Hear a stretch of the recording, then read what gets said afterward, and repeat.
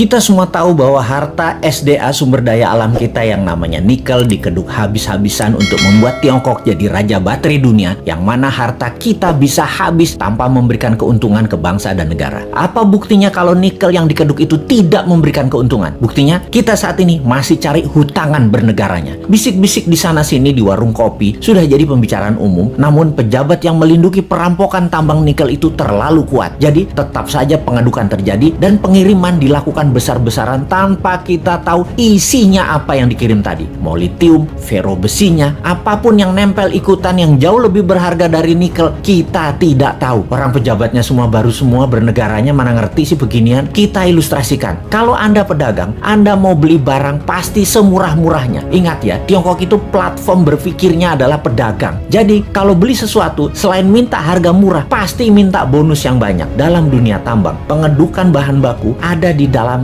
masih all in. Semuanya masih ada. Mulai dari barang berharga, katakanlah nikel, ada juga impuritiesnya atau barang yang tidak pure atau barang yang tidak murni atau barang yang tidak diperlukan seperti tanah dan lain sebagainya masih tercampur. Lalu dibersihkan, macam-macam cara pembersihannya. Ada di leaching, diproses. Tujuannya untuk membuang barang yang tidak dibutuhkan. Katakanlah 75% terbuang, tinggallah 25%. Kalau dibawa 100% ke Tiongkok, yang 75% tadi adalah taiknya tambang yang nggak diperlukan. Taiknya mah tinggal di Indonesia aja. Makanya sekali lagi, taiknya dibuang di Indonesia aja. Kalau tadi dari 1 ton produksi tambang nikel ada 2% kandungannya. Setelah diproses tinggal 25%, nikelnya tetap 2%, tapi bukan dari 1 ton, dari 250 kilo. Nah, dalam 250 kilo ini ada fero juga, ada litium juga, ada macam-macam yang dibayar yang paling murah. Yang dibayar apanya? Nikelnya doang. Feronikel, nikel laterit dan banyak lagi unsur logam dan mineral yang sudah disarikan tidak dibayar oleh Tiongkok. Kita asli bernegara nih bodoh memang, dan penjajah perampok itu dikasih karpet merah lagi, dilindungi, dan tidak ada yang sadar. Kalau ada yang sadar, maka segerombolan buzzer pecinta cuan anti NKRI mulai memecah belah bangsa dan mencari sisi positif yang kecil dibesar-besarkan dari sisi bosnya, tapi mencari sisi buruk, pengkritisi tanpa solusi, dan diputer-puter beritanya agar rakyat tahu pengkritisi itu dosa. Apa yang terjadi kalau hal ini didiamkan dalam jangka pendek? Bukan dalam jangka panjang ya, pendek ya. Negara kita akan miskin, pejabatnya makin kaya, rakyat nambah lapar. Kita hanya mengingatkan arahnya nantinya. Sebagai contoh sejarah kebodohan penguasa atas kelolaan sumber daya alam, kita mau kasih ilustrasi. Ada 3 negara yang akan kita pakai jadi contoh kali ini, yaitu Nauru, Venezuela, Zimbabwe. Fosfat oil business berliannya Zimbabwe.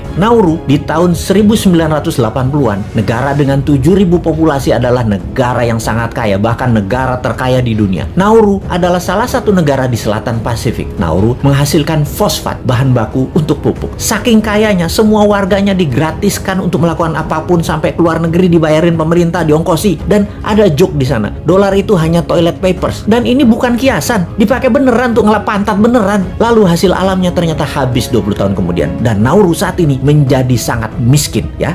Itulah cerita sederhananya. Venezuela dimanja dengan 95% minyak dan gasnya yang diekspor, membuat negara ini menjadi negara petrodolar. Begitu harga minyak anjlok dan uang hasil ekspor tadi hanya buat foya-foya, bukan untuk membangun sektor lain, Venezuela hyperinflasi dan menjadi negara miskin sekarang. Saat ini ketika harga minyak naik, Venezuela sudah tidak bisa produksi lagi dan tidak ada negara mau beli minyak dari Venezuela. Jadilah Venezuela negara paria, negara setengah gagal. Terakhir, Zimbabwe, penghasil berlian. Begitu tambang berlian habis, pecah perang saudara, ambyar negara Zimbabwe yang tadinya makmur dan menjadi salah satu negara termakmur di Afrika. Kesamaan ketiganya adalah tidak bisa mengelola sumber daya alam dengan baik, dijual murah, dikeduk asing, dilindungi pejabat yang berkuasa pada saat itu. Semoga kita bukan jadi negara yang keempat. Uang pinter semua kok pejabatnya, gak mungkin lah ditipu Tiongkok. Emangnya kayak bos men, bodoh beneran.